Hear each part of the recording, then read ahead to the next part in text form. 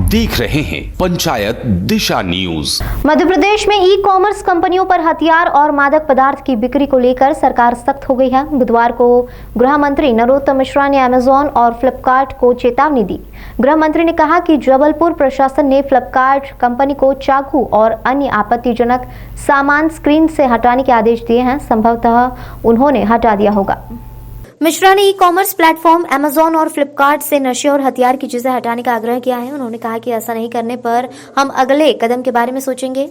बता दें, e commerce company से हाल ही में मादक पदार्थ और चाकू जैसे हथियार खरीदी के मामले सामने आए हैं। राहुल गांधी पर निशाना साधते हुए उन्होंने कहा कि मॉब लिंचिंग की शुरुआत 84 के दंगों में कांग्रेस के लोगों ने हमारे सिख भाइयों का कत्लेआम करके की थी। उन्होंने चुनाव देखकर यूपी में ही मॉब लिंचिंग दिखाई देती है, उन्हें केरल में मॉब लिंचिंग दिखाई नहीं देती। केरल में एक भाजपा कार्यकर्ताओं को 84 घाव लगे हैं।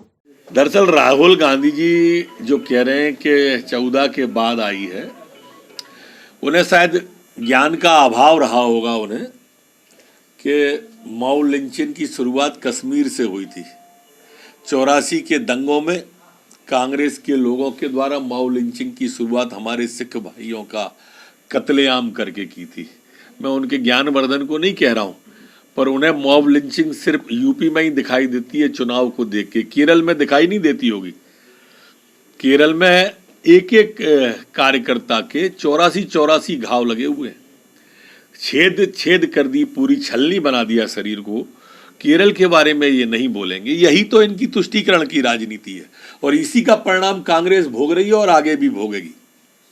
गृह मंत्री ने कहा कि मुख्यमंत्री शिवराज सिंह ने मंगलवार को साफ कह दिया है कि बिना ओबीसी आरक्षण के हम चुनाव में नहीं जाएंगे।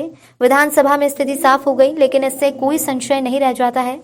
मिश्रा ने बताया कि सार्वजनिक संपत्ति को नुकसान पहुंचाने वालों से वसूली वाला बिल आज विधानसभा में प्रस्तुत होगा। उन्होंने कहा कि संभवतः गुरुवार को उस पर चर्चा होगी। मध्य प्रदेश के अंदर 19 नए प्रकरण आए हैं, जबकि 25 लोग ठीक होकर अपने अपने घरों की ओर, अपने अपने गंतव्य की ओर गए। 181 कुल एक्टिव केस संपूर्ण मध्य प्रदेश में वर्तमान में है। संक्रमण दर हमारी 0.003% है, जबकि रिकवरी दर हमारी अभी भी 98.6 पर स्थिर बनी हुई है। पिछले 24 घंटे में 61,604 सैंपल कोरोना के लिए गए हैं। ये फ्लिपकार्ट कंपनी है या अमेजन कंपनी है जो ई कॉमर्स का प्लेटफॉर्म है। हमने जबलपुर में तो वर्तमान में